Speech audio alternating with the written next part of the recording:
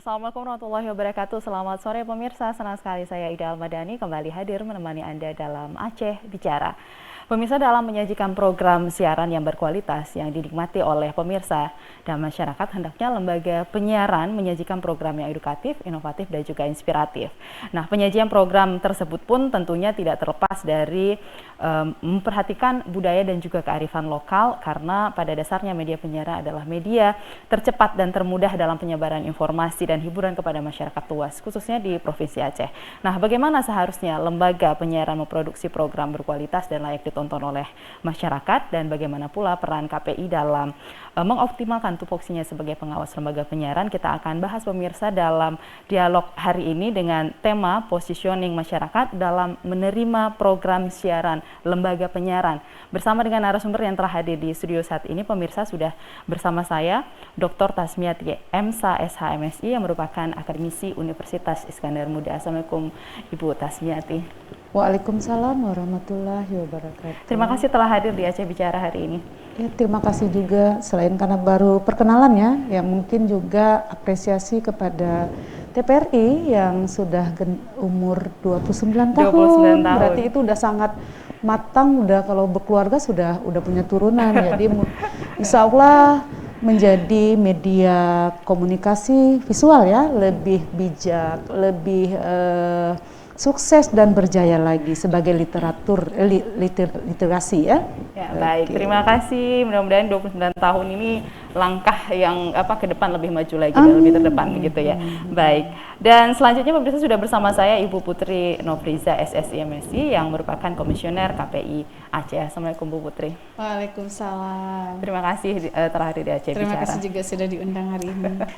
Sehat ya? Alhamdulillah. Saya udah juga sehat ya. Ya, alhamdulillah.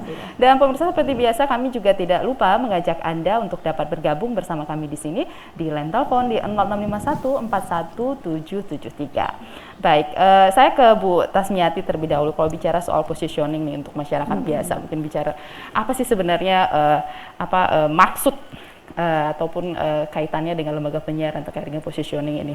Ya, berbicara tentang positioning ya, itu kan merupakan jati diri dan citra sebenarnya sebuah lembaga tersebut ya. Jadi bagaimana masyarakat melihat jati diri dan citra dari komisi penyiaran ini gitu. Nah, apakah selama ini tupoksi yang sudah dilakukan oleh KPI itu sudah berjalan dengan baik dan benar berdasarkan regulasinya gitu. Nah, jangan-jangan kita ketika tanya sama masyarakat, tahu nggak ketika saya mengetes kepada mahasiswa saya, tahu nggak apa itu komisi penyiaran? Radio, Bu, katanya. Nah, ini juga melihat bahwa mindset masyarakat kita terkait komisi, bukan hanya komisi penyiaran ya, komisi-komisi lain, itu juga harus dilakukan literasi dan edukasi. Apa itu lembaga penyiaran gitu. Belum lagi kita berbicara tentang tupoksinya ya. Tuh, jadi berdasarkan Undang-Undang 2000 nomor 3 ya 13 2002 ya, itu kan udah ada undang-undang terkait penyiaran, bagaimana tupoksinya tuh.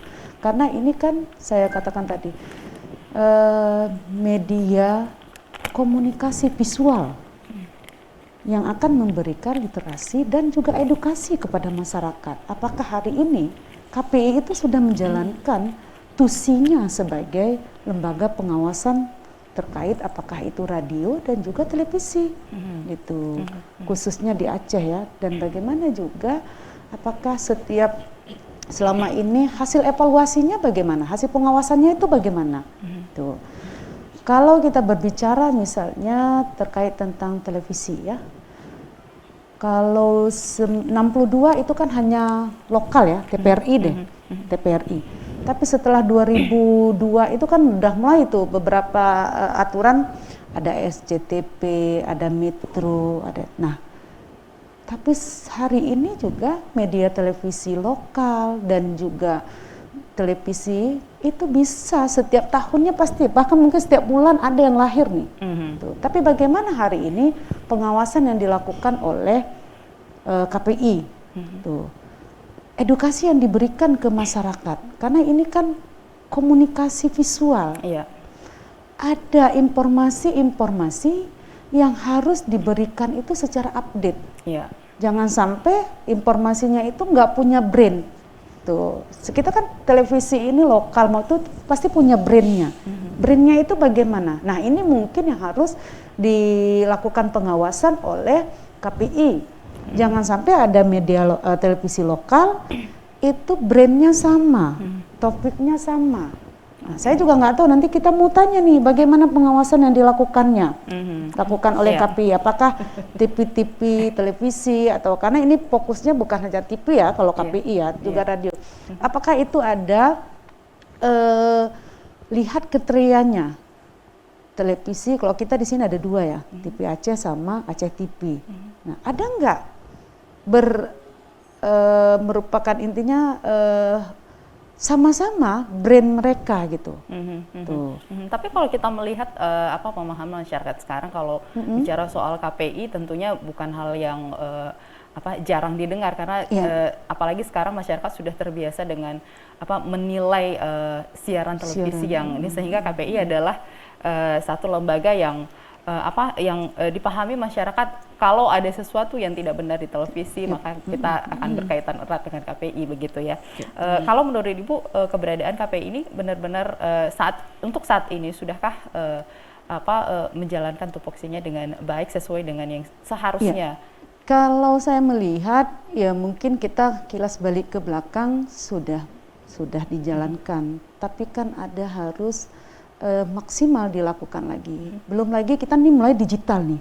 Nah, peran digital itu kan nggak sama seperti sebelumnya. Nah, itu juga berarti harus ada kerjasama juga dukungan sesama komisioner ya juga. Bukan hanya komisioner, juga pemerintah dan instansi yang terkait. Bagaimana dengan digital hari ini? Beda kan? Bagaimana dengan TV digital hari ini misalnya sangat jernih, dan kita juga melihat apakah ada dilakukan pengawasan seberapa banyak masyarakat yang mendengarkan, yang melihat televisi. Oke, kita bilang satu hari kita bisa melihat, apakah kita bisa melihat televisi itu 4 atau 5 jam? Tuh. Apakah hari ini ada dilakukan evaluasi dengan HP kita bisa akses, tidak mesti lagi lihat televisi, tidak mesti lagi lihat akses di mobil gitu kan. Nah, seberapa hari ini konsumen khalayak ramai itu menikmati konten-konten yang disiarkan oleh televisi. Tuh. Dan kita juga bisa melihat dengan sasaran yang pertama usia 35 ke bawah, 35 ke atas, bagaimana dengan karakteristiknya, dan bagaimana dengan hari ini kita punya kanun, ya otomatis TVRI atau media-media visual lainnya itu kan harus terkait tentang lokal, inten lokal atau kearifan lokal itu bagaimana? Karena kalau bukan kita yang menyuarakan kearifan lokal ataupun isu-isu budaya-budaya lokal, siapa lagi gitu. Jangan sampai misalnya kayak anak muda sekarang dia lebih paham tentang bagaimana gaya hidup Korea. Tapi bagaimana kita menjaga budaya-budaya kita di Aceh ini? Kalau bukan kita siapa lagi?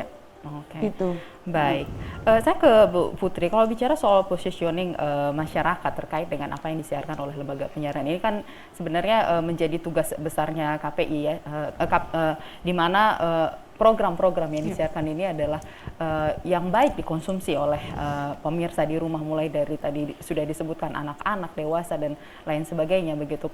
Sejauh ini bagaimana Ibu melihat kondisi lembaga penyiaran kita dalam menyajikan program-programnya? Sudahkah benar-benar sesuai dengan karakteristik masyarakat kita khususnya di Aceh?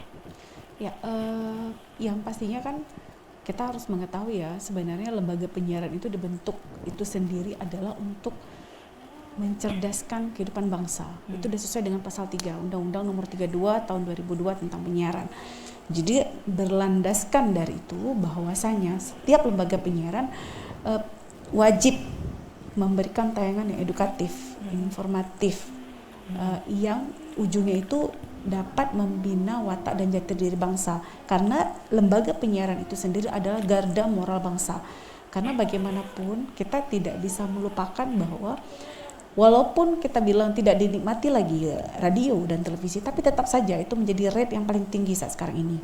Kalaupun kita melihat, kita merasakan bahwa tidak dilihat lagi televisi ataupun radio, tapi Indonesia ini masih mayoritas itu menengah ke bawah, dan mereka itu masih menonton dan mendengar radio, menonton televisi dan mendengar radio.